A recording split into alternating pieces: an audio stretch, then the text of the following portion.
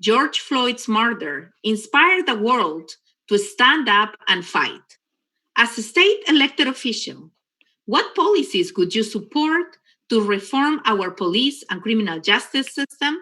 Would you work to help get rid of qualified immunity in our Commonwealth? And what other measures would you take to help combat systemic racism? I will tell her one more time.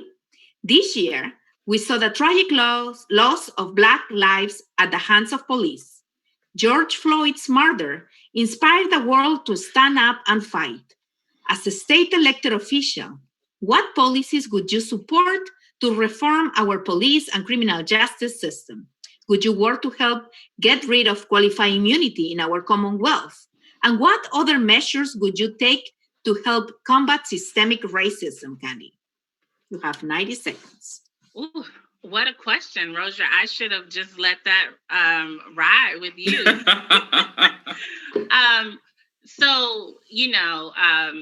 This summer is part of the reason why I'm running.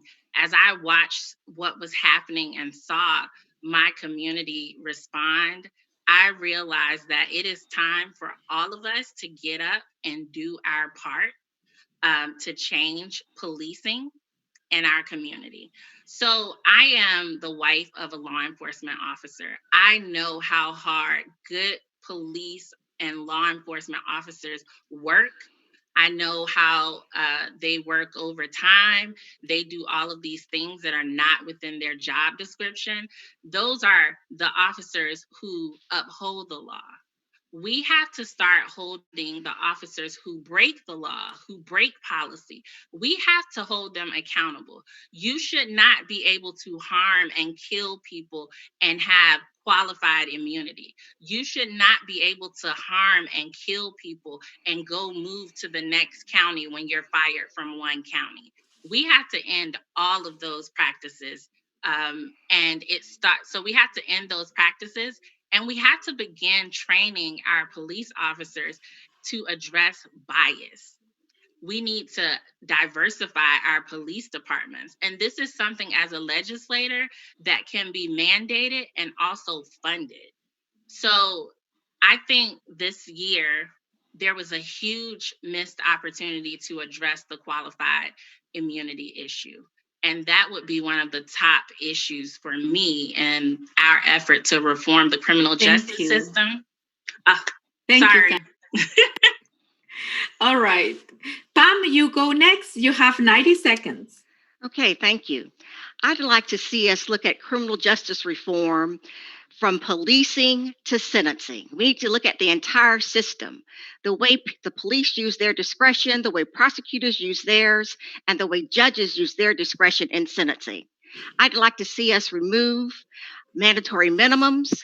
And of course, I'd like to see us repeal qualified immunity. No one should have the authority to do whatever they want to do and not be held responsible to the citizens of that community and the people they victimize. Qualified immunity has to go. We also need to look at having some oversight of what our police departments do.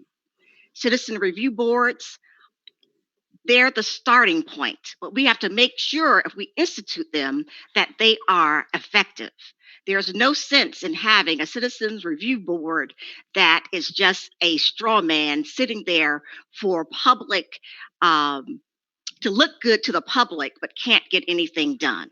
We also need to teach our children about the history of racism in policing and all the Jim Crow laws that were around so that we have a better understanding of what's going on with criminal justice.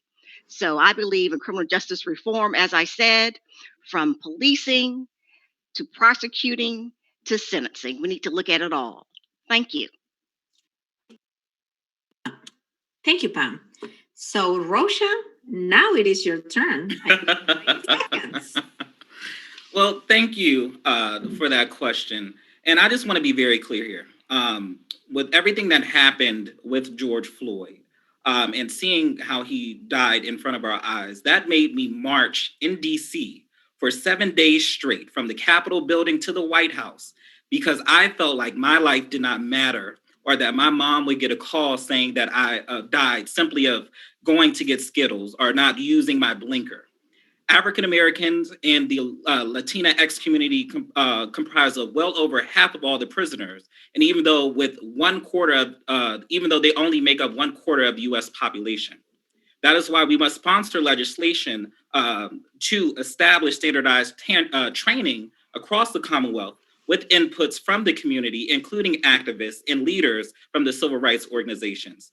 We need new rules on the allowable use of force and being trained to de-escalate and how to interact with people who have mental illnesses.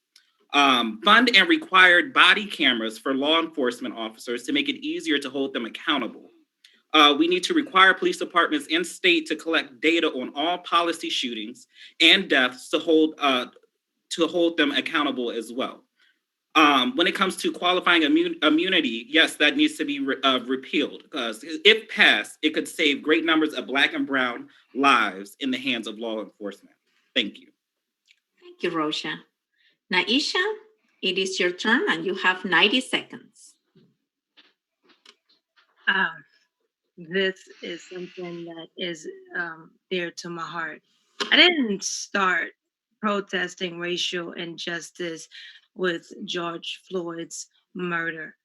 And I've been working in this space to build up our community for decades, to highlight and the injustices that have been happening in the community as far as law enforcement is concerned. When we talk about reforming the police and ending qualified immunity is only half of the battle.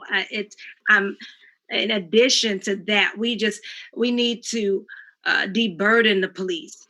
The big thing over this past summer was defund the police. And I'm not saying that we need to defund, but I'm saying we need to reallocate if that makes the pill go down a little easier.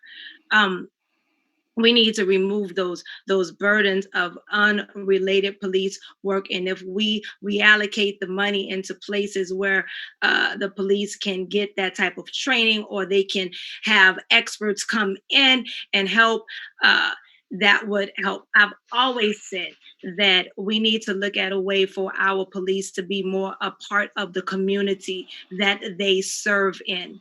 Because if they live in a community, they will be better in the community, because they will recognize the people of that community. So they will police it as such, as with care.